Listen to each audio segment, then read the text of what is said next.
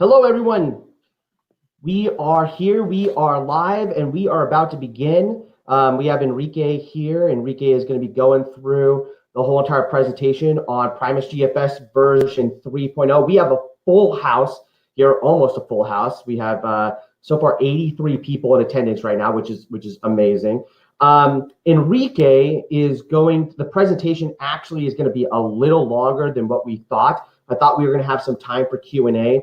But given that, we just want to make sure you have all the information about the big differences between the last version and the 3.0. Enrique is going through a lot of details. So what we want you to do is put all of your questions as the presentation is going. Go ahead and type all your questions in the box. We will try to cover it through the presentation. Anything we don't cover, what we're going to do is we're going to take all your questions and we're going to do like a frequently asked question email at the end of the presentation. So right at the end of the presentation, probably a few days to collate all the answers, and we'll be sending it out to everybody. If you have a very specific question about your operation, we obviously will not send that out in the frequently asked questions, so don't worry about that. We will email you directly with any answers that we can provide you, okay? So please keep those questions rolling. All these questions are fantastic because a lot of times us as a CB and a training institution, we don't think of the unique questions that you may have. And somebody else probably has the exact same questions. They just don't even know how to ask it or hadn't even thought about it. So send us all your questions and we'll answer them in the next email. Also, we're going to have a training, just giving you some housekeeping stuff. We're going to have a live online training in August 26th.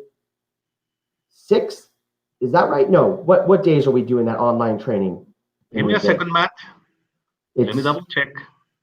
How terrible for me to forget this here. But mid-August, we're going to have a live online training, the 21st, the 22nd, and the 23rd.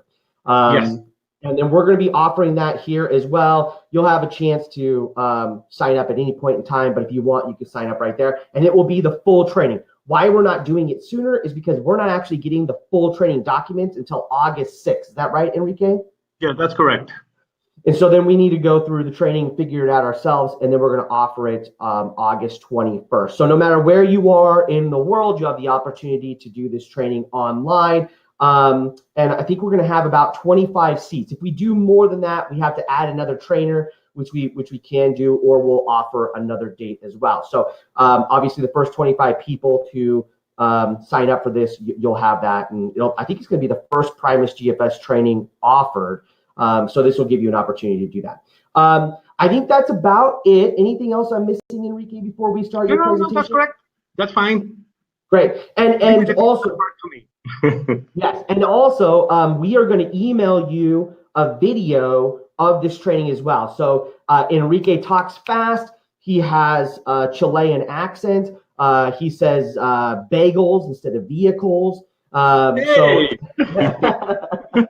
So if you miss anything, you're like, oh my gosh, what did this guy say? You can either send us the question or wait and tomorrow you'll receive a video and you'll be able to go to this video as often as you want, so you can use it as a reference as well. I think that's it, right, Enrique? Yes, that's correct.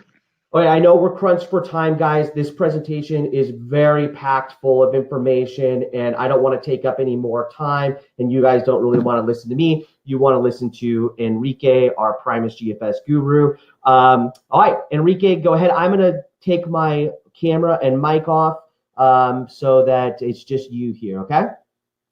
Okay, thank you, Matt. No problem. Here we go. Okay, hello to everyone. Good morning for the people in the West Coast. Good afternoon for the people in the East Coast. Well, this training, it's impossible to give you all the information in the time that I have assigned for this webinar. So I focus all this slideshow and course or webinar in the most important changes, from PrimusGFS version 2.1 to C to version 3.0. Well, let's go. Preamble. This session includes the main changes in the PrimusGFS scheme from version 2.1 to version 3.0, including the following aspects: timeframes, when the standard will be available, when it becomes mandatory, the new standard structure. The standard was redesigned. In the past, we had 3 modules, 1, 2, and 3. Now we have 7 modules. Yeah.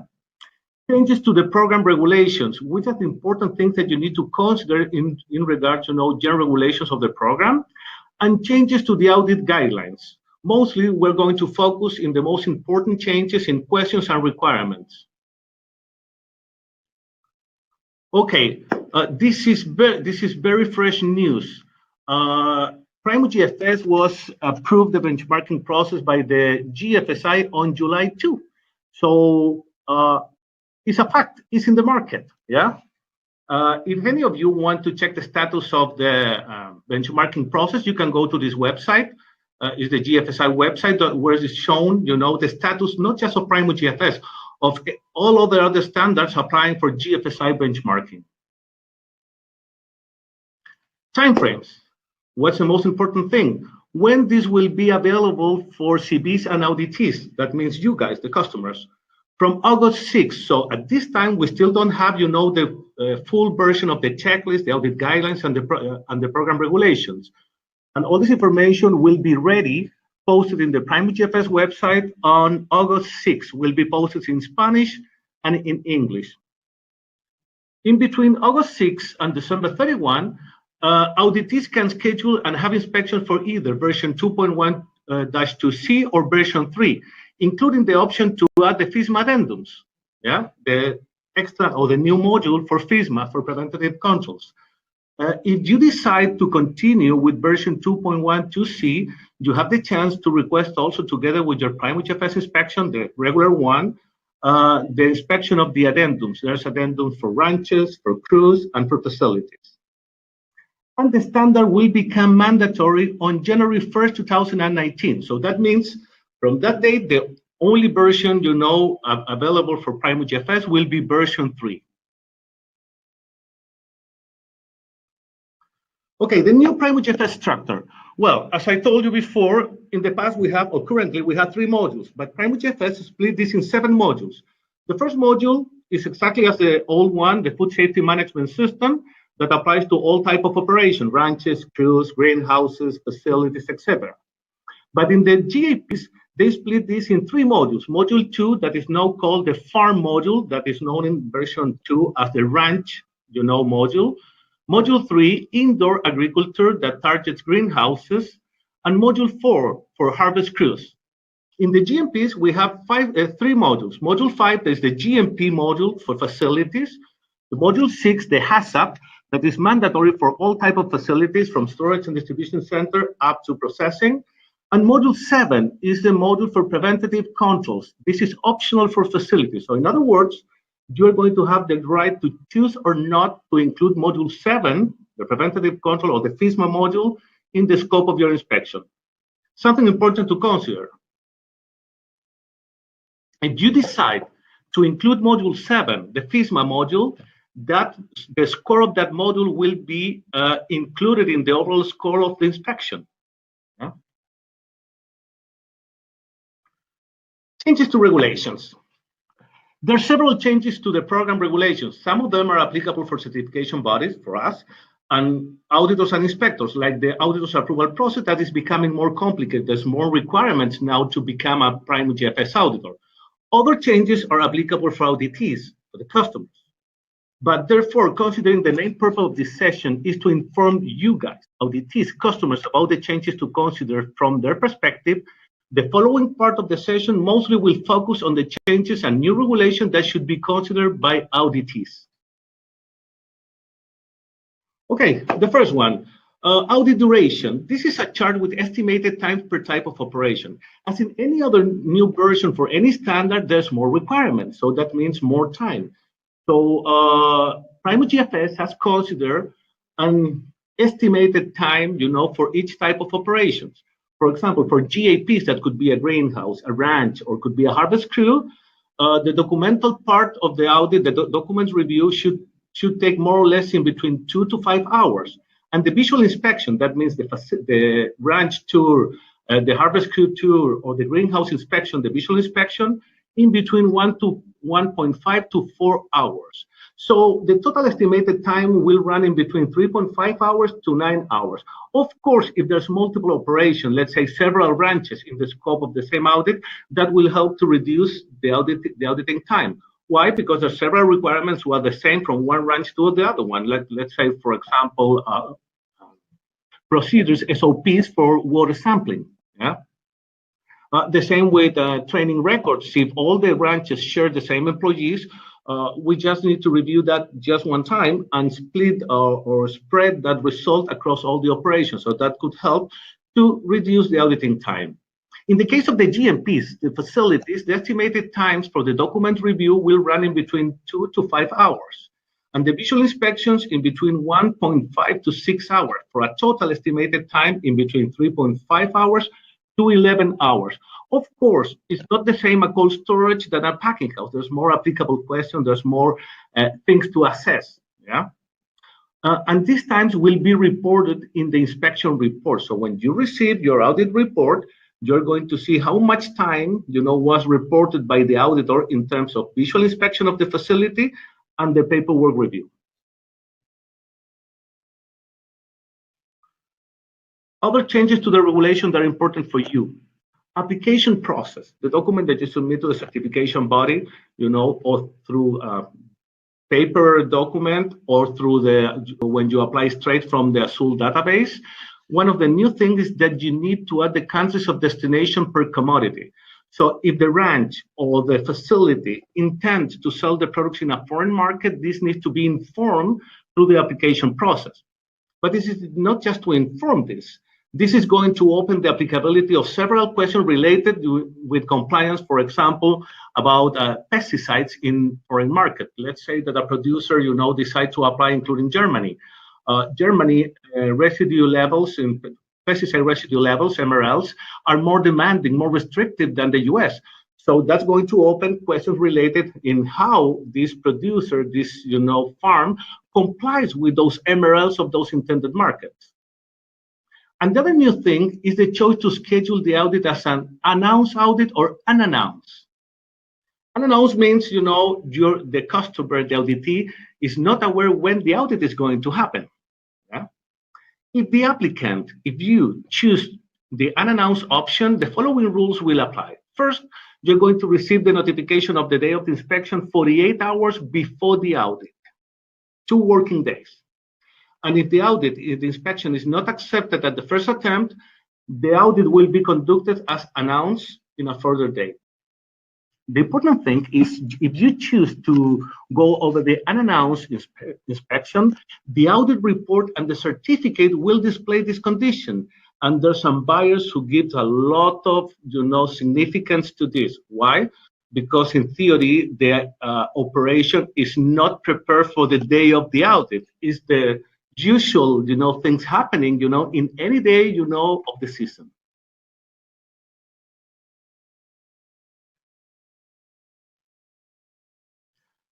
Other new thing that probably people who who knows about other standards is going to sound familiar. Surveillance audits by the certification body. This is brand new in PrimusGFS. So each certification body shall conduct surveillance audits for their certified operations. Ideally, each certification body should conduct surveillance audits for the 2% of their certified operations. So that means if the certification body has 100 certificates issued in a period of 12 months, at least 2 of them need to be selected, for a surveillance inspection. But the condition says ideally. So the certification body could justify a reduced sample compared with this 2% based on risk. It's not mandatory, the 2%, but at least something should be in place.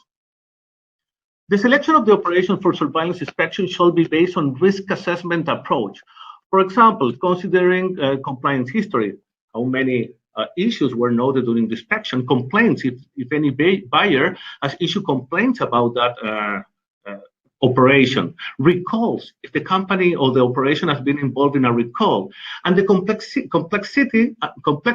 and risk of the process and products.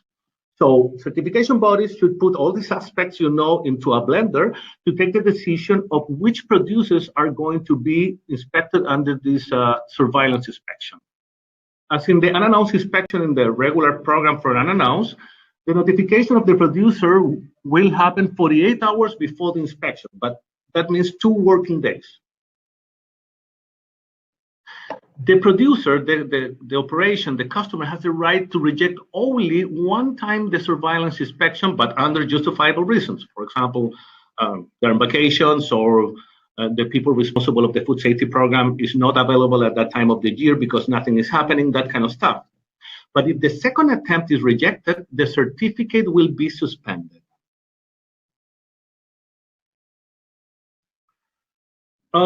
This is a very new thing. I think it's a very good, thing by PrimusGFS. Non-conformances and corrective actions. For all non-conformances, what means non-conformances? Questions who were answered no, not major or minor deviation. It's a no, it's a 0 point, score in an applicable question. Will be mandatory to submit corrective actions. If no corrective action possible, the organization should detail what they do or will do to control the risk. Let me give you an example.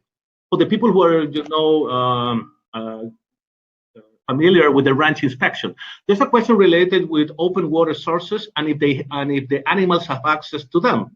Unfortunately, when the producer is using water from a river, from a reservoir, from a lake, from a river, that question is a downscore, is a non-conformance by default.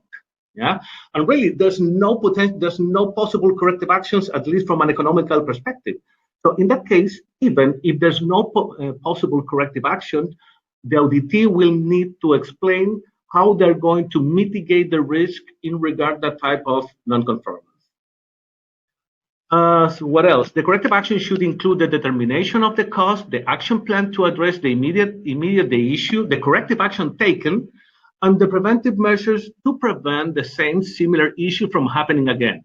So during the second part of the process, after the preliminary report has been submitted, the auditee is responsible to upload the corrective actions. But now this corrective action will need to include all these points addressing this new regulation.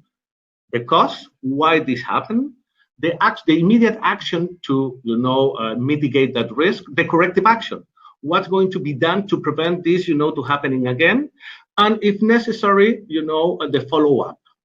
So everything should be documented. If not, the auditor will not be able to fully accept a corrective action, even if it's the best corrective action, if those things are not approached, are not documented during the corrective action process.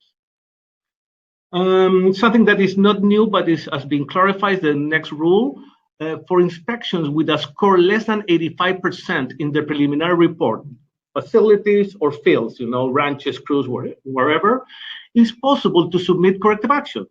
And the auditor has the responsibility to review them, accept them or reject them.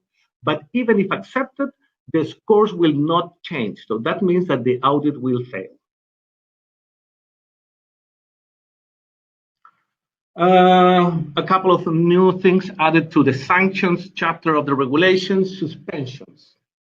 If a recertification audit results in an automatic failure while still have a valid certificate, that certificate will be suspended. That makes a lot of sense. So if there's a serious, food safety finding, even if it's, the audit for the next certification cycle, the current certificate, if it's still valid, will be suspended too in the PrimusGFS database. Other reason for a suspension, if the agreed fees are not paid. In other words, if the customer do not pay the bill. And another reason for a suspension, if an organization rejects a surveillance audit in the second attempt. We touched bases with that in the previous slideshow. But so if you are notified that your organization, your operation has been chosen for a surveillance audit, you can reject it just one time, but the CB must follow up this, yeah, and you're going to receive a second notification. If the second notification is rejected, a suspension will apply for the certificate.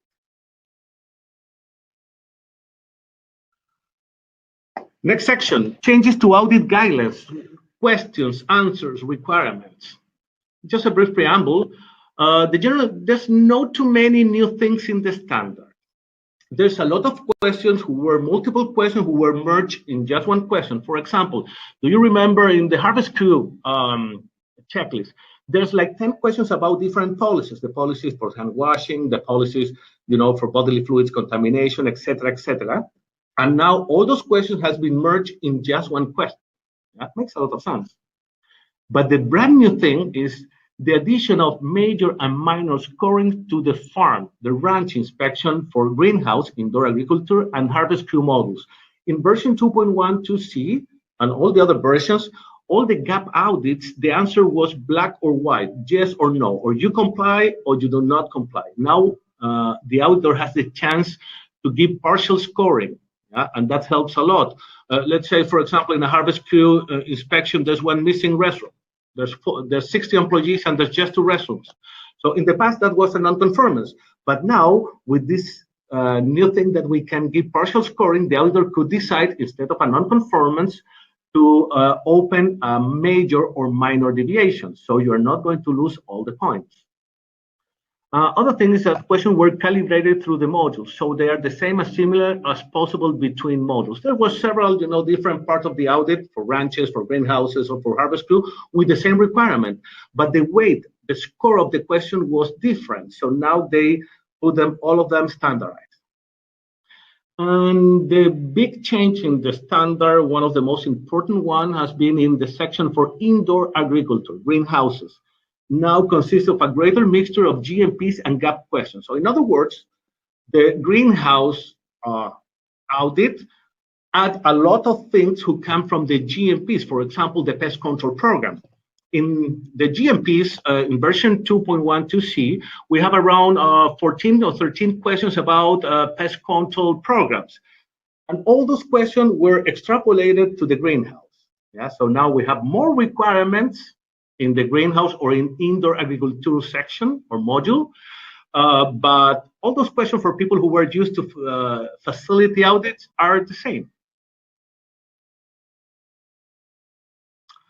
Okay, next part, we're going to analyze each one of the main changes in the food safety management system in the ranch audit that now is called the farm, section or module, harvest crews, facility, and hazard. And lastly, we're going to review a few new things, of the preventative controls, module, comparing this with the current addendum for version 2.12c to version 3. In the food safety management system, module 1, really there's no big changes. There's a couple of new questions, and some questions, the compliance criteria or the guidelines to comply with them has been clarified. There's more explanations in how to comply or which is the type of evidence that is expected to see during the inspection. But as I told you, we don't have too much time to go over all the changes, to go over each one of the specific changes or clarification could take us around 1 day. So the next part for the food safety management system, I'm going to focus in the new questions. Okay, the first one, 10104. Is there a training management system in place that shows what type of trainings are required for various job roles of specific workers, including who has been trained, when they were trained, which trainings they still need to take, and a training schedule? So in other words, this is a document that first identifies the specific needs of training of different type of workers in the operation, from supervisors, line workers, etc. And the other part of this document is going to show which of those trainings have been accomplished by that people. Yeah. But in this question, we're not going to review the records, just the document showing what type of training needs each type of worker in a ranch, in a crew, or in a facility, and which one of them has been accomplished. 10106, another new question. Where specific industry guidelines or best practices exist for the crop and or product, does the operation have a current copy of the document? For example, let's say that we're auditing in California lettuce. Sure, you know that in California runs the LGMA agreement, the California Leafy Green Agreement, and it's applicable during the inspection when the PrimusGFS criteria is less demanding than the audit guidelines or the LGMA agreement, that overrides the PrimusGFS requirement. We know that. But now, a question that those documents need to be available for review. The same, for example, if it's a producer growing tomatoes, we expect to see during the inspection, the T-gaps, documents. Or in the case of sprouts, there's a specific guideline for sprouts producers, posted by the FDA. So those documents should be available, for review during the inspection when it's applicable, for the product or process under the PrimusGFS inspection. 10205, another new questions. Are all records and test results that can have an impact on the food safety program reviewed and signed off by the person responsible for the food safety program? So in ranches, in harvest crews, in facilities, there's a lot of monitoring records, let's say pesticide application records, fertilizers application records, cleaning records, training records, etc. All these records must be reviewed and signed off by someone different from the person completing those records or responsible to work with those records. And that person should be a designated person that usually is the food safety responsible of the program. Yeah. 10405, calibration. Currently, in version 2.1, we have a question about calibration SOPs.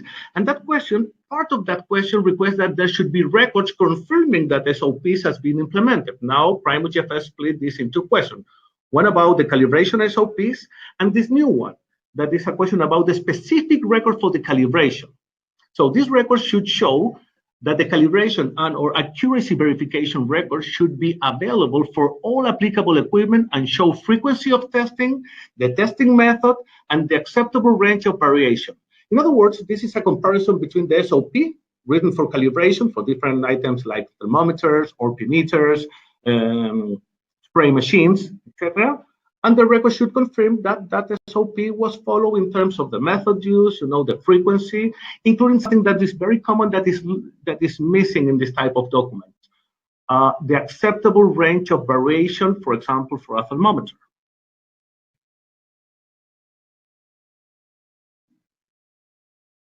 And the last two new questions in module 10801.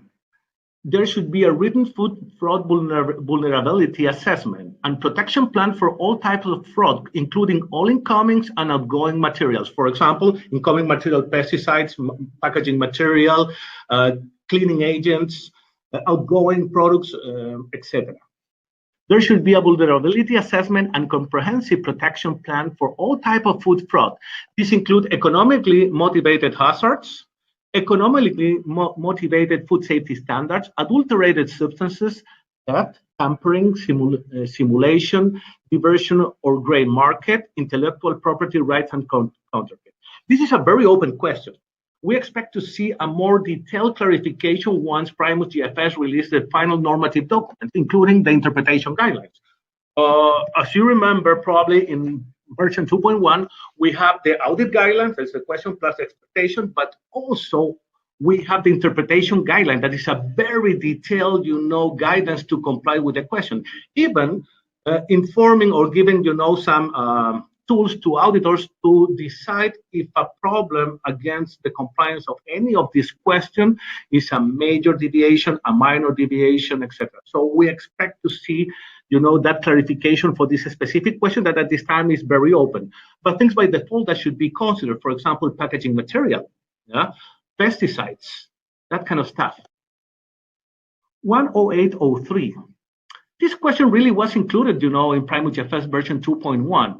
You remember in the FSMS, the question about, the food defense or biosecurity risk assessment?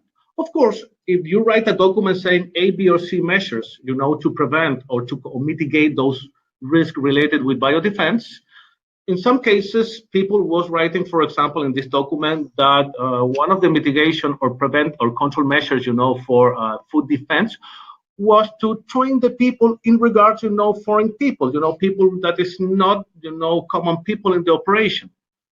But we were not able as an auditor to check those records. Now, yes, with this question, we need to see if the risk assessment for biodefense, food defense, refers that employees must be trained, in biodefense or food defense.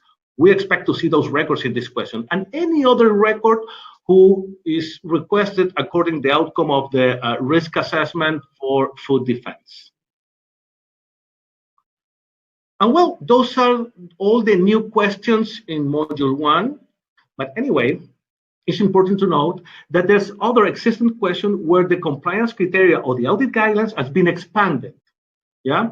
So once a SUL, PrimusGFS owner, release the normative document, you are going to see all those changes highlighted in red. So wherever is new, even if it's a clarification or they increase the weight of the question, when I say the weight, the expectation, all those changes are going to be highlighted in red. So it's very easy to catch them while you're reviewing, the audit guidelines or the interpretation guidelines. Okay, next section. Farm module, module 2, known in version 2.1 as the ranch part of the audit. Now they changed the name to farm. Here we have some new questions. Yeah. For example, 20201, there should be a map that accurately shows all aspects of the operation, including water sources and fixtures used to deliver water using the operation. Sounds familiar, this? This comes from, the Produce Safety Rule, FSMA. Yeah. There should be a map or a similar document, like a photograph, a drawing, wherever, that shows the growing areas location, the location of the permanent water fixtures like wells, ponds, pumps, and the flow of the water system. So from where it goes, from where it comes, including any holding tanks and water captured for reuse. Permanent fixtures include wells, gates, reservoirs, returns, and other above ground features. Septic system, effluent lagoons or ponds, surface water bodies are also identified. The document should enable the location of the water sources and the production blocks that they serve. This is one of the most important parts. Let's say that a ranch has 2 wells. So this map, this draw should show clearly which blocks, which part of the farms are irrigated by one well and which ones by the other one. 20203. This is a question who was pulled from the GMPs. So exactly the same question, but now is part of the for the farm or ranch audit. Is the exterior area immediately outside the growing area, including roads, yards, and parking areas, free of litter, weeds, and standing water? This is a visual assessment. So litter, waste, refuse, and cut weeds or grass and standing water within the immediate vicinity of the growing area may constitute an attractant or breeding place for rodents, insects, or other pests, as well as microorganisms that may cause contamination. Yeah, standing water, temperature, whatever can happen. Weeds and grass should be maintained in order to help avoid pest harborage. There should be no excessive standing water and or foul-smelling odors. If there is a designated smoking area outside of the growing area, then there should be a disposal can for cigarette butts. Butts should not be found on the ground. Car parking areas should be free from litter, butts, etc., especially if workers are using their cars at break times. So like in California, where, workers, at ranches, they usually have their lunch in their cars. So now this will be part of the visual inspection of the farm, checking for no evidence of such problems. This is what I call a silent question. The auditor is just going to observe, and if there's any problem, he's going to point the problem. If not, he's going to score the question in compliance. 20206. This is a new question who could lead to an automatic failure.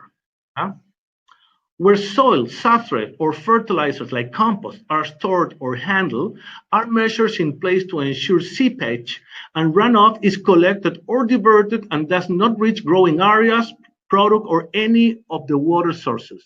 Any downscore in this question results in an automatic failure of the audit. Let me translate this. What means any downscore? Even if it's a minor, major, or non-conformance, don't forget that now we have the chance to give partial scoring, the audit will fail. Yeah. One of the most important things to consider here is the use of organic fertilizers and the storage of them, when those fertilizers are from animal waste, like compost, manure, etc. All these materials should be stored in a covered area to protect from pests and prevent runoff. Where runoff exists, There are barriers, soil berms, pits or lagoons to divert or collect the runoff. Any observation of runoff reaching the growing area is an automatic failure. Of course, this is going to depend, of the location of these materials, the slope of the ground, the distance in between water sources and or the crop, yeah, to take the best decision to assess if this is a real potential problem in terms of contamination of water sources or growing areas. If there's no such measures to prevent, the runoff or any other type of contamination of these materials, that could lead to an automatic failure of the audit. Anyway, maybe we didn't have this specific question in past versions, but any incidents like this could be considered as, an event of fecal contamination in the growing area that by default is an automatic failure, in version 2.1-2C. 20207. This question is applicable, when there's fill station for fuel or pesticides. It should be evident that the location and or use is not a risk of contamination to the product, water sources, growing areas, equipment, packaging materials. Another visual assessment. So when the auditor observed these areas, one of the most important things to consider will be, the distance with water sources and the growing area, just to assess if there's a potential risk of contamination of those areas. 20304C. This is a conditional question. PrimusGFS has something very, very particular. They have the concept of mother questions and daughter question. When the mother question, that usually is a gathering information question, becomes applicable, like in this case, for example, the mother question, I don't have the full checklist, but I know what's the question who comes before 20304C, ask if there's any evidence of, flood in the growing area, yeah, or in the ranch. If the answer is yes, this is going to open some daughter question, and one of them is this new question, 20304C. If septic or sewage system adjacent to the growing area were affected by flood waters, is there a documented inspection after flooding to ensure that are functioning properly and are not a source of contamination? So again, this is a conditional question. If there's an event of a flooding, in the ranch, in the farm, and there's, this type of system like septic tanks or sewage systems, there should be a document showing that the system were inspected and they're okay. They're not having a risk of contamination of the farm. 20505. This is a question exactly as in the GMPs, question 21805, evidence of product or food contact surfaces adulteration. But now PrimusGFS grabbed this question from the GMPs and included in the farm module, in the ranch module. This is an automatic failure question. Are the crop ingredients, including water, food contact packaging, and food contact surfaces within accepted tolerance for spoilage and free from adulteration? Any downscore in this question results in an automatic failure of the audit. That means a minor, a major, or a non-conformance in this question will lead to a failed audit. And the crop ingredients, including water, food contact packaging, and food contact surfaces should be free from spoilage, adulteration, and/or gross contamination. If legislation exists, then the contamination should be viewed against the legislation. Spoilage and adulteration would include any physical, chemical, or biological contamination, including blood and bodily fluids. Measures should be taken to prevent any known or reasonable foreseeable hazard, like Clostridium botulinum in mushroom operations that they grow in enclosed environments. This question is designed to allow an auditor to halt an audit when finding gross contamination issues. Examples may include, but not limited to, glass, trash, litter, motor oil in products. I've seen that in harvest crews, a harvest machine or the tractor who goes, in front of the harvest crew leaking oil, over the, let's say, lettuce. Yeah. Where an issue is observed by an operator, in the normal process, the auditor should observe the action of the operator before scoring. So we observe, and we're going to see what the operator do with this problem. The thing here is to detect if this is an isolated event that was controlled at the moment of the finding. Let's say finding of a problem with blood contamination in the product. So if the operator catch that, something evident, and they put the product on hold or they dispose of, that is fine. That's not a reason for an automatic failure. Yeah. So again, the key here will be for the auditor to determine if this is a systematic issue or is a one event, an isolated issue. The key will be to see the reaction of the operator at the moment of the findings. Things that I've seen in the market, leafy greens operations in California at the moment of the inspection, finding of fecal contamination in the growing area. But before the auditor said something, the food safety responsible isolate the area with red flags, yeah, and implement a non-harvest area. If it's an isolated event, yes, that could be acceptable. Now, if this is happening, across the audit in several points, of course, it's not an isolated event, so it's systematic. So an automatic failure should be given at that operation. But don't forget the keys, which is the culture, the food safety culture of the company, the operators when they find this type of issues. 20603. Other worker food safety, non-conformance records, and associated corrective actions, including retraining records. So now, when during the season, during the year, during the time that the operation works, the farm, if there's any event where, an employee, a worker is catch doing with a failure with a hygiene policy, this needs to be recorded, including the corrective action, and if needed, the retraining. A worker non-conformance should be recorded when workers are found systematically not following food safety requirements, for example, missing the hand washing practices. The auditee should have a record for worker non-compliance, corrective actions, and evidence that the training has occurred when it's relevant. The auditee records might be viewed as confidential, and therefore a verbal confirmation should be gained. So this opens in case that the company, the operation, the organization consider this as confidential, could be assessed, from a verbal perspective. But at least the program, the documents to use for these purposes should be documented. There might be a tier system which includes retraining, verbal and written disciplinary actions, and allowance for immediate termination for gross misconduct. 209.018. This is an existing question, but there's some changes, in the expectation. So that's why I included here. Yeah?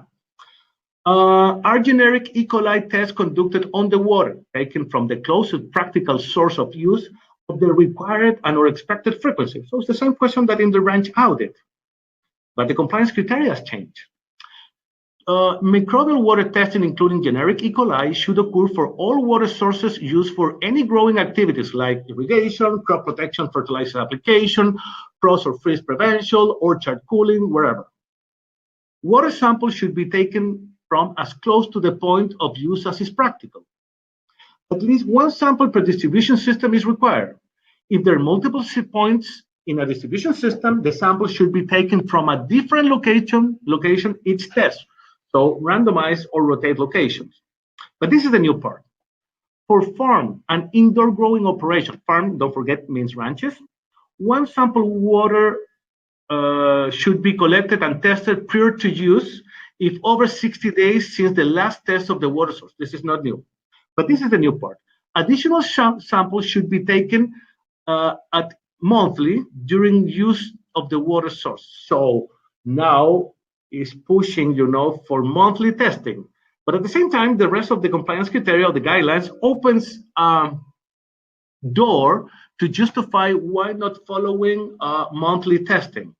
For farm operations, ranches, if supported by a valid risk assessment, frequent testing is accepted. A minor I cannot see part of the slideshow. Sorry, the camera is going there.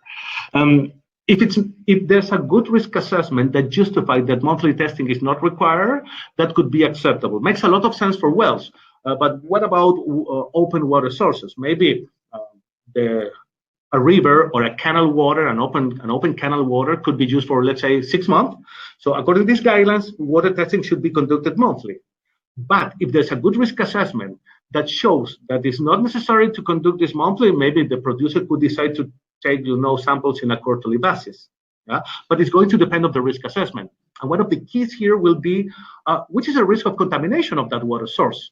So historical water testing will become gold to justify a good risk assessment in case that the water testing frequency is less than monthly. Yeah? 20907. Is there a documented assessment for each water source covering animal access, upstream contamination, runoff, proper well condition, water treatment, backflow, maintenance, cross-contamination from leaching, recirculating water systems, etc., as applicable? This is absolutely new in the standard in the water section. There should be a documented assessment, so it's a document assessing all the potential risks for each water source using the growing area for irrigation, for freeze-frost control, for pesticide application, for any agricultural water use. This assessment should be documented prior to the first seasonal planting and then at least annually, and when any changes are made to the system. There should be a documented risk assessment for each water source covering potential physical, chemical, and biological hazard from animal access, upstream contamination runoff, proper well condition, water treatment, water capture, backflow, maintenance, cross-contamination from leaching, cross-connections, recirculating water system, etc. If fluid, and well, 1 second before go to the last part of this. All these are examples, so it's going to depend on the type of water source, which one of the things should be considered. For example, the risk of contamination upstream in a well is not something to consider, but the design of the well in terms of sealing the well is something to consider. And the last part of this guideline refers if fluid or full irrigation is used, there needs to be examples of how the operation is minimizing the risk. Water testing through, for example, keeping, clean canals, the furrows are clean, that kind of stuff. 20909. This is another conditional question, only if this type of structures exist. If the operation stores water in tanks, in a cistern, in a container, is the storage container well maintained? I think this question will be in a lot of operations. Containers should be structurally sound with no evidence of damage or rust, no vegetation growing on or in the container. The base of the container should be free from debris and weeds, and the exit leads are properly secured and any vents, overflow and drains are screened. Air gaps are present and should be at least twice the diameter of the water supply inlet and not be less than 25 millimeters. Okay, those are the main, new questions in the farm module, known in version 2 as the ranch section. As I told you, there's some question who has been, merged, several questions, for example, hygiene policies that were merged in just one question. Other questions, are the same question, but the expectation has been clarified, or there's more level of details of what is expected to comply with those questions. Forget all those changes that are going to be posted in a SUL website and PrimusGFS website on August 6th will be highlighted in red. So easy to catch them. Okay, the next part, harvest crew, module 4. Yeah, there's no time to see the greenhouse module, I'm sorry for that, but really it's very few people in our universe of customers certifying greenhouses. So we prefer to invest this time in the ranch for the GAPs, in the ranch, the farm module, and in the harvest crew module. Harvest crew module, module number 4. Okay, brand new question. 40504. Are hand washing stations not an existing question, but the weight of the question changed. Are hand washing stations adequate in number and appropriately located for worker access and monitoring usage? This question merged 2 or 3 questions, in the harvest crew section for version 2, and they put everything in just one question. But special attention. A 0 point and non-compliant downscore in this question result in an automatic failure of the audit. So even if there's a few problems, for example, in regards to distance, in between the hand washing station and the workers, or there's not enough, that's not going to be a reason for a non-conformance. Probably it's going to be the answer by the auditor will be a major or minor deviation. In that case, the audit will not fail. But if it's a serious problems, like for example, hand washing stations not operating, yeah, the auditor could decide to score a non-conformance, and in that case, the audit will fail. The compliance criteria refers an adequate number of hand washing stations in working order should be provided to ensure efficient worker flow, 1 per 20 people on site, and be available to all workers and visitors. Hand-free is an optimum system, so that's an ideal condition, not mandatory, not a reason for a downscore, just an ideal thing. Hand washing stations should be visible and located within close proximity of toilet facilities and quarter of a mile or 5 minutes walking distance of where workers are located. Just a reminder, this is not something new. It's not acceptable to use as a reference a public restroom, for example, of a McDonald's who is across, the street for compliance with this question. So the farmer, the harvest crew, the labor company must provide those, toilets and hand washing stations. Question 40505, brand new question. Are total coliforms and generic coli tests conducted on the water used for hand washing at the required and unexpected frequency? Note this, usually in GAPs, all the water testing focus in E. coli, pre-harvest water. But in this question, the standard is targeting also total coliform. What's the purpose of this? The water used for hand washing should be able to prove that complies, in the case of the United States, with the EPA drinking water standards, who make reference to total coliforms, absence. Total coliforms and generic E. coli testing should occur on a routine basis. All water sources used for hand washing throughout the harvesting season should be tested. So here we need a lab test covering total coliforms and potentially E. coli. Just a parenthesis, why I say and potentially E. coli. If the water test includes total coliforms and there's no presence of total coliform, that means that there's no presence of fecal coliforms, and if there's no fecal coliform, there's no E. coli. So testing only for total coliforms could, comply with this requirement. But the problem is when there's detections in total coliforms, you want to know if there's a pathogen in those total coliforms, in this case, E. coli. So the best advice is, yes, test for both. Why? Because if there's any detection of E. coli in the water used for hand washing, that could be a potential problem of cross-contamination with the pathogen. So that could lead to consider that the product is potentially adulterated. And even if this is not an automatic failure question, the certification body, based on the risk of people having E. coli in their hands because of problems with the water, could decide to fail the audit. This is what we call the atomic bomb.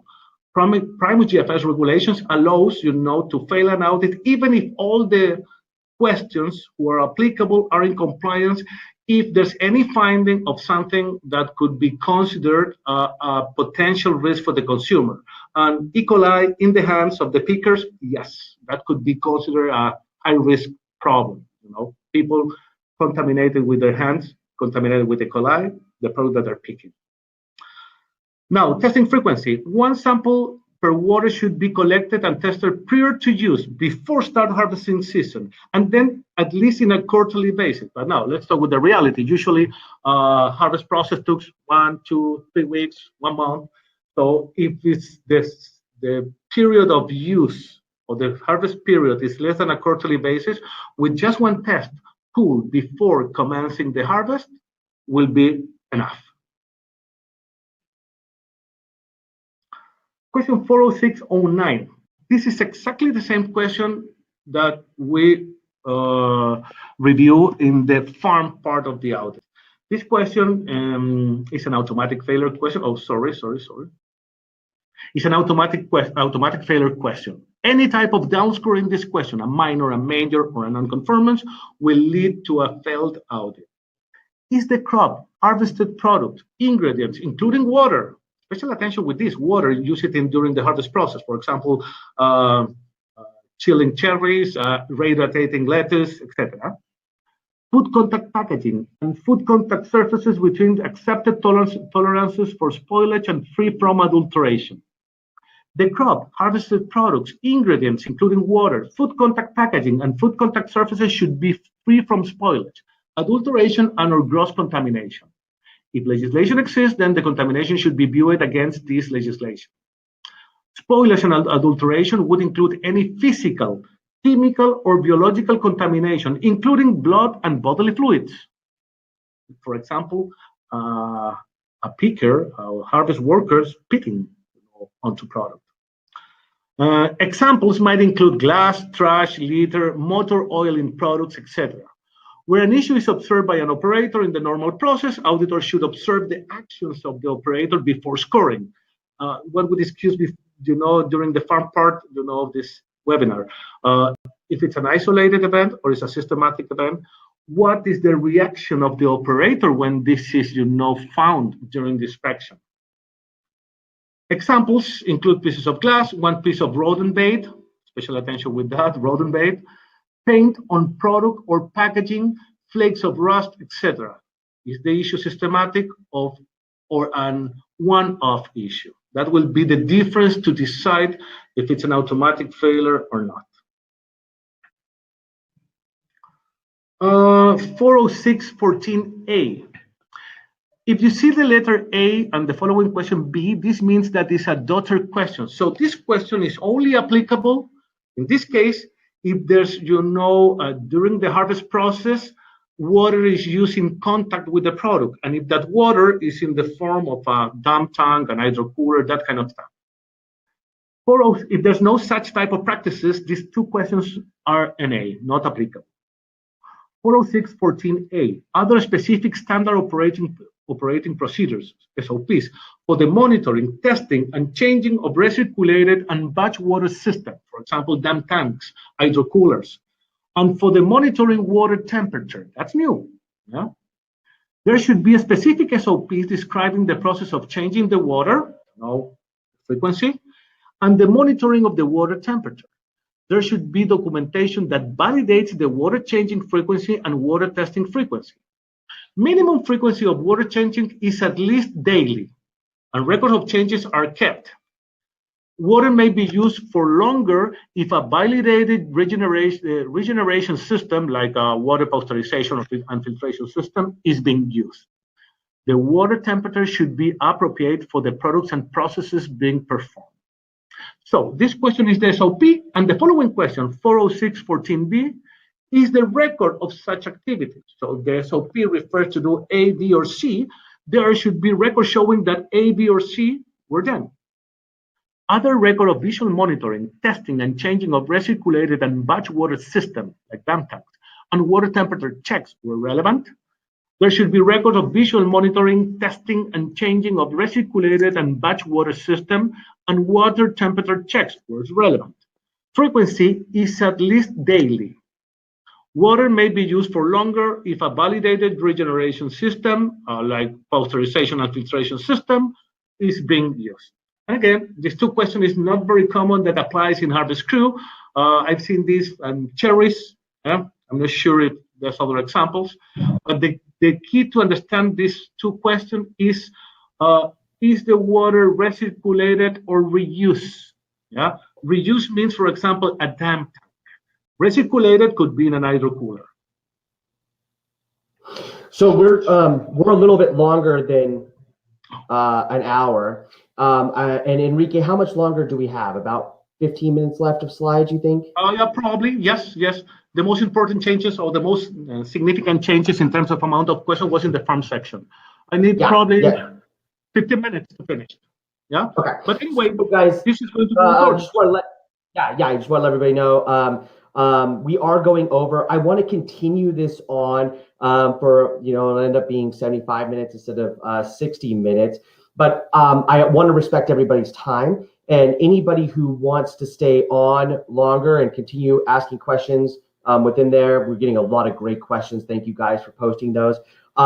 You can stay on until the end, obviously. Anybody who needs to go. Okay.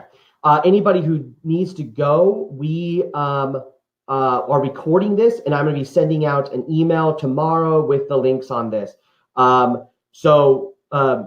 Jeff, I just saw your email about being a little disappointed about not having the indoor growing section. We're going to be having a lot of webinars. We'll have specific webinars on the indoor growing section, and we'll let you know when that is. So what I'll do is I'll send everybody an email of the videos and also an email on the training that we're going to be having in a month. And then so I'm done with that for housekeeping here. Enrique, please continue on. And again, anybody needs to drop off, we'll be sending this out. Thank you. Yeah, and apologize for the extra time, but this is the very first webinar we're doing with this. In fact, we were trained by Azul a couple of weeks ago, and I explained before, we still don't have the full document. We only have the partial information given to us for Azul. So again, my apologize. If someone needs to leave, I'm going to take notes of that for the next audit. I'm kidding. Okay, so next part, module 5, facility. Really no big changes in this section. That's the truth. New questions. 60511. Is fresh potable drinking water readily accessible to workers? This will be a visual assessment that there's drinking water for the people working in the facility. Yeah. And the auditor verbally needs to confirm from where is the source of that water to confirm that it's potable water. If you're providing water from the city water, that could be enough as a way to show that it meets the EPA drinking water standard. But if that water comes from a well or any other open water source or a reservoir, yes, probably you need to have water tests to prove that the water meets the EPA drinking water standard. That means total coliforms absent. Yeah? Another couple of things in the compliance criteria. There should be, evidence that disposable drinking cups are provided, and the water is fresh for the workers. 50513, another new question, but for the people who were used to the Primus standard audits in the past, this is not a new question. Workers should be issued with non-reproducible identification like badges, company ID cards, etc. Workers should have personal identification that link them to the company. This ID should have the worker's number, photo, and position within the organization. Some cards with photo identification are also acceptable. The ID card, if worn on the outer garment, should be firmly attached so as not to be a food safety hazard. If storing on one's person, for example, in this pocket, this is also acceptable. Yeah. Example, the ID card be provided a challenge. So the auditor is going to ask to a sample of employees, may I see your ID card? Yeah. The control of the ID card, especially with respect to workers leaving the operation, should be maintained when someone quits or is fired. All workers should have IDs, including management and agency labor. Agency labor may have agency ID cards with our check on arrival. The only thing that could consider that this question is an A for companies with less than 20 workers. In that case, it's possible to avoid this requirement. But if over 20 persons, IDs. 60901, there should be a plan showing the facility location, the adjacent sites, roads, water sources, storm water, wastewater, and any other relevant features. There should be a site map or similar document like a photograph, a drawing that accurately shows the facility building, location of permanent water fixtures like wells, mains, cisterns, wherever, and water system, including any holding tanks and water captured for reuse.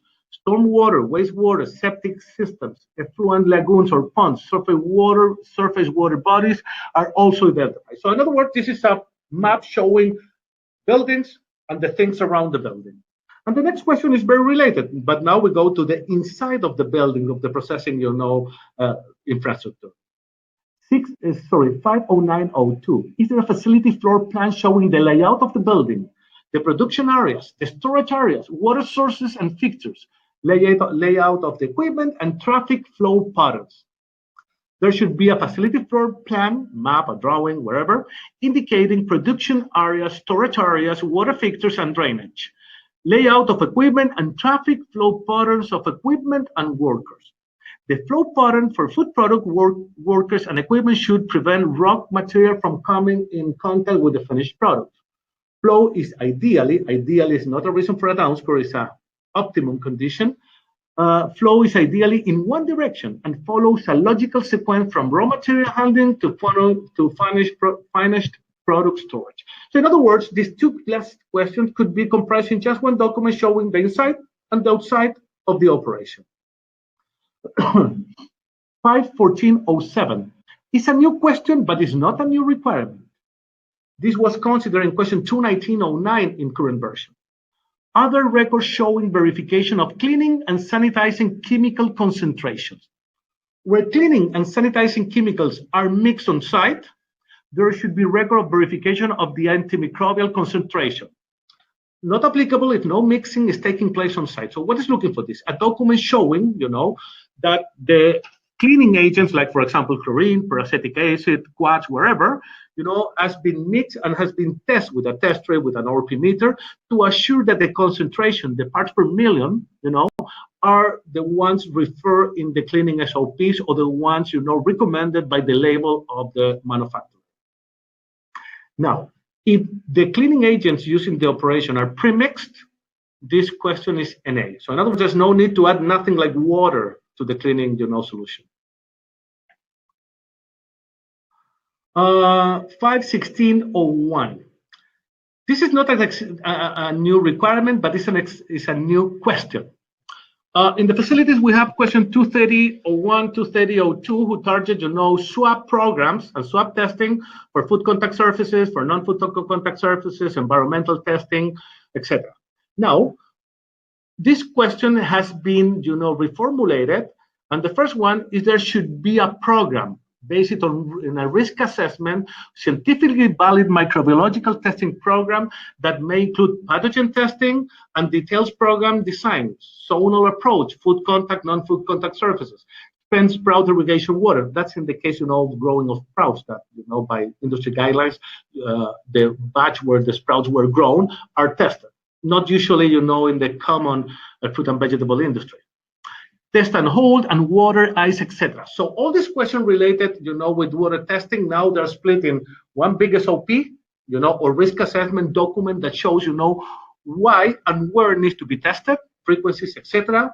What type of pathogen or generic indicators, are going to be used for those different type of testing: water, food contact surfaces, non-food contact surfaces, environment, ice, etc.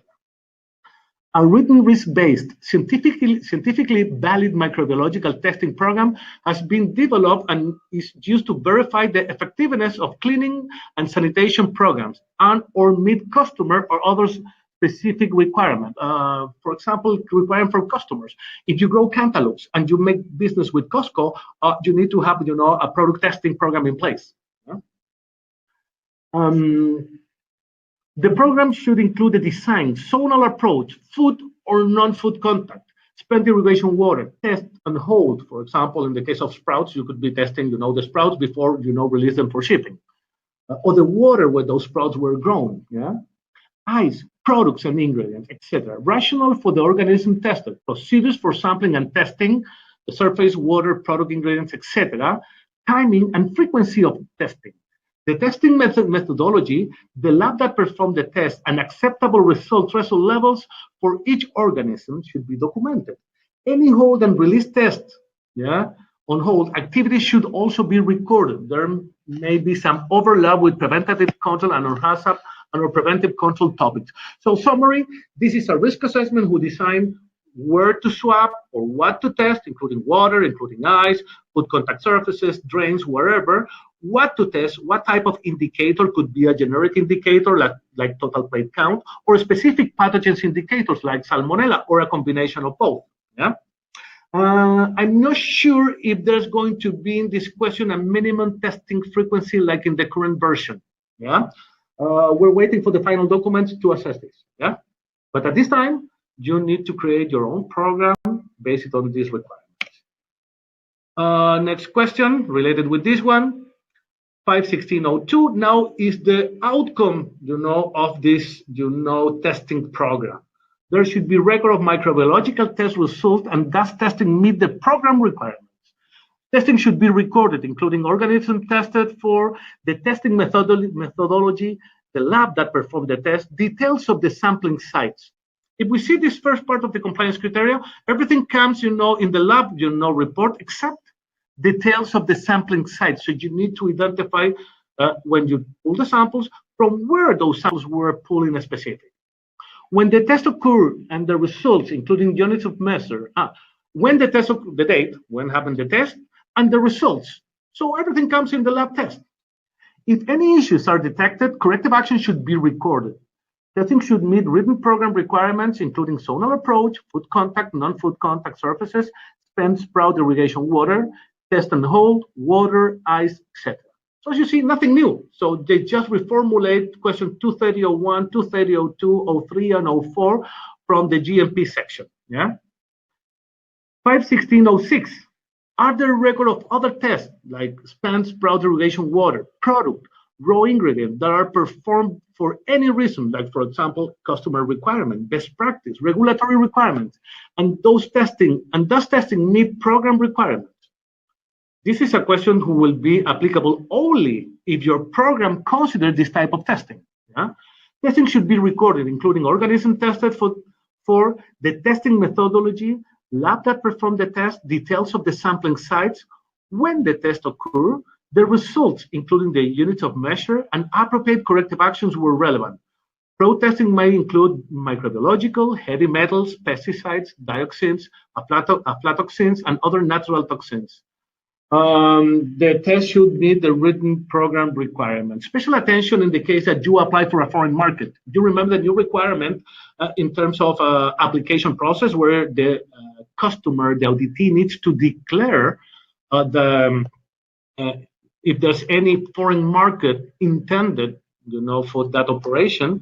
This question could become very significant here. For example, emerald testing, if the intention to sell the product is to a more restrictive market in terms of emeralds, for example, growing in the US and exporting to Germany. There's a big difference in the maximum residue levels accepted by the US if we compare them with the emeralds accepted by Germany. Yeah? 516.07. Other written risk-based corrective action procedure for unacceptable test results are received that describe the steps to be taken, assign responsibility for taking those steps, and steps to ensure the cause is identified, root cause analysis, for example, and corrected to minimize the potential product contamination. So this question becomes applicable when there's any testing, that is out of the specs defined in the testing program. For example, if you set total plate count and 200 colonies per square centimeter and you have 300, this question becomes applicable. You need to describe the corrective action implemented, and special attention when there's specific test for pathogens as there's a presence like, for example, listeria. Probably corrective action should address or could address a potential recall. 516.08. Other records of corrective actions after unsuitable testing result that describe the steps taken, responsibility for taking those steps, and the actions taken to ensure that the cause of contamination has been identified and corrected. So these two questions is the program, how to deal with unsuitable results, and if there's any, the second part will be the record showing those corrective, actions, considering all the ingredients or items, explained in this guide. 517.04. In the current version, there's a question about checkings, of temperature of the trailers before shipping.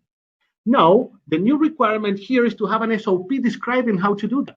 So there should be a documented procedure for checking truck trailer temperature prior to shipping, explaining how the temperature will be measured, which is the method to be used by the operator responsible of that. 517.06. Is there a documented procedure for reviewing the sanitary condition of truck trailers that will transport the product? As in the temperature thing, in current version, we have a record, checking for cleanliness, free of, unsuitable loads, dirt, wherever, in the trailer. Now, this is not enough to have the record. There should be an SOP explaining the method, to conduct this sanitary inspection of the shipping trailers. And that's all for the facilities. Just two new questions in the HACCP module, module number 6. 601.05. is there a documented evidence that the flow chart has been verified on site? So currently we have a question about the flow diagram of the process, but now this extra, question, or this new question requests that the food safety responsible, the HACCP coordinator, should confirm and sign off the flow diagram to confirm that what is written match with the reality of the process. And the other new question is 60211. Is the HACCP system verified when operational changes are made and at least once every 12 months? So the HACCP system should be reviewed by the HACCP team when operational changes are made and at least every 12 months. For example, operational change, new equipment, a new layout of the process, new products added to the scope, of the facility, etc. And if nothing has changed, at least once a year, every 12 months, there should be a document showing that the HACCP system was verified, by the HACCP team.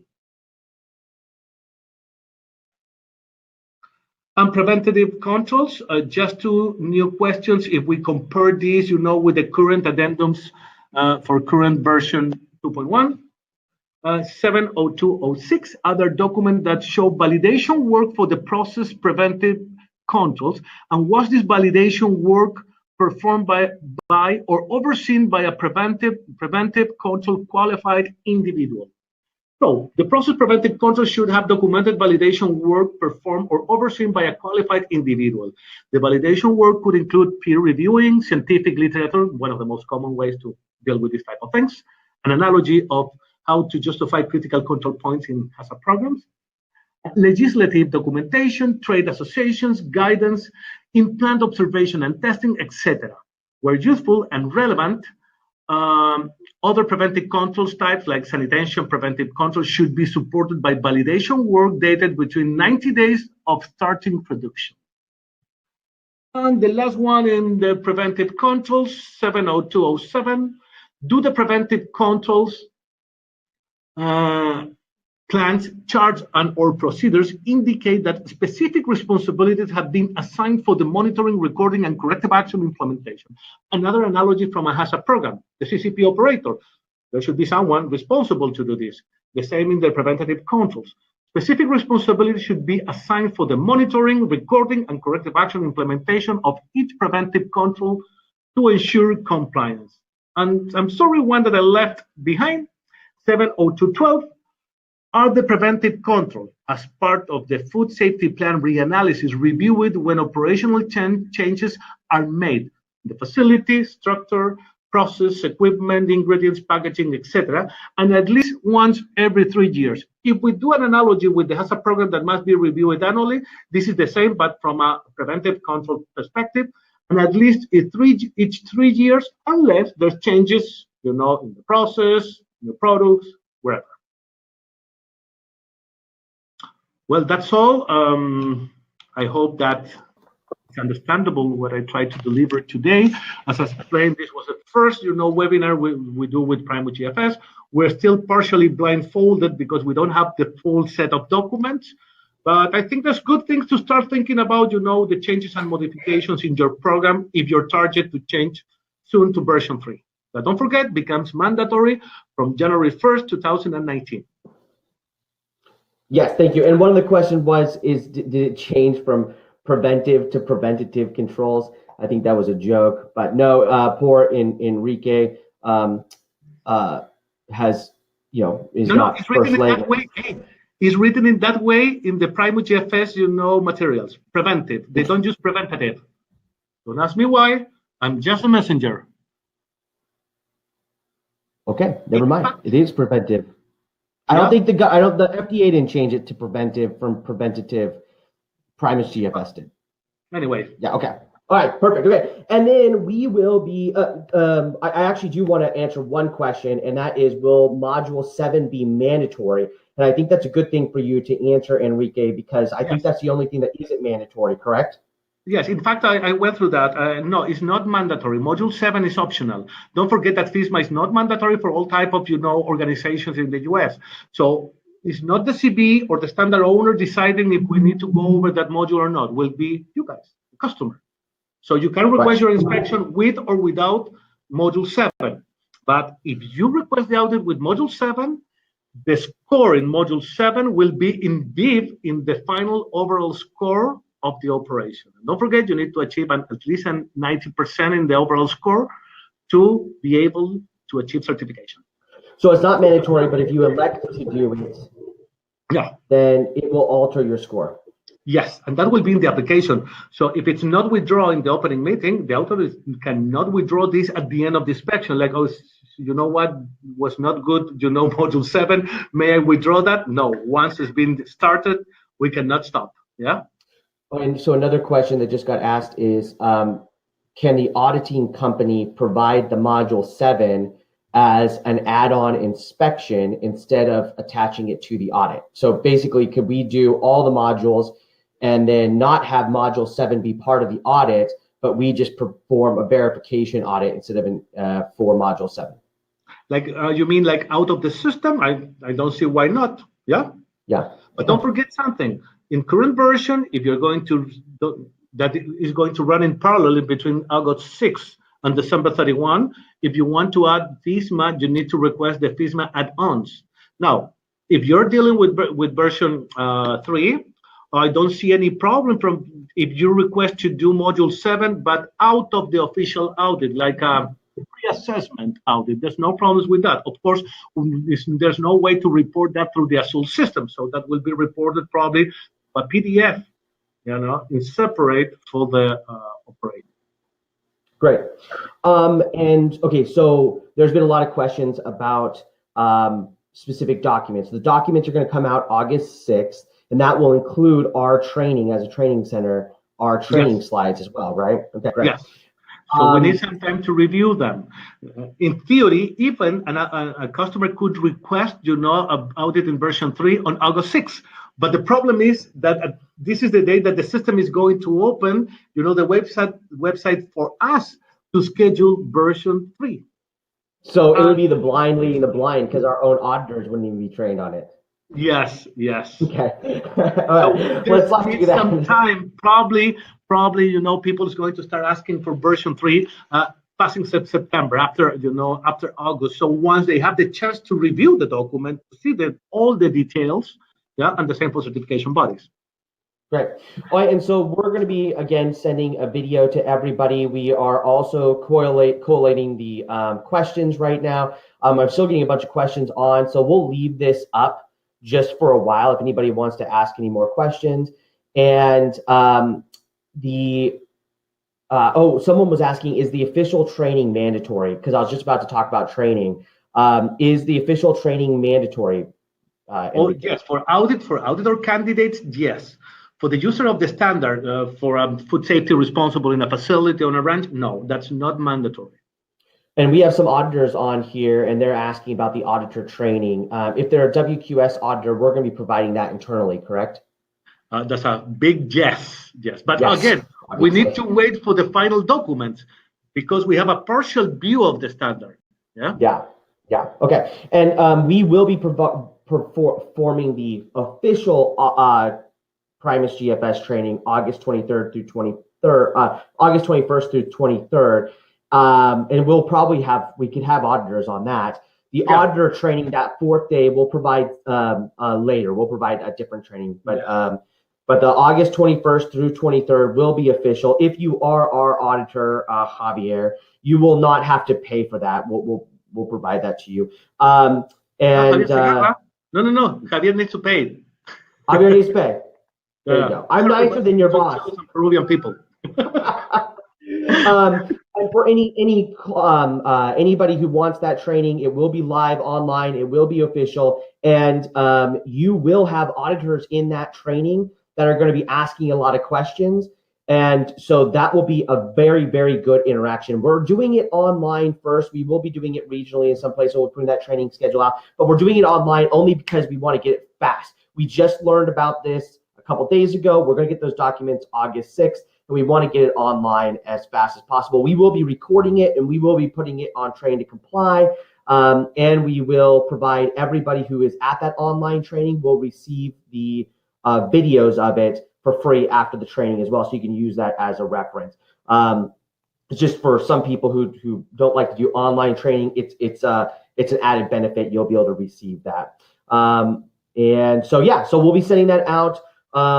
Information about that today with our slides. We'll be correlating the videos and sending the videos out to you and provide more training information tomorrow.